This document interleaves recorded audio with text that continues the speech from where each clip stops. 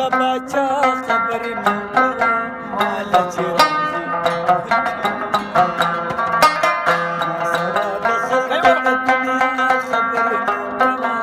ماله چې راځي نو د بل چا خبرې مه کوه ماله چې راځي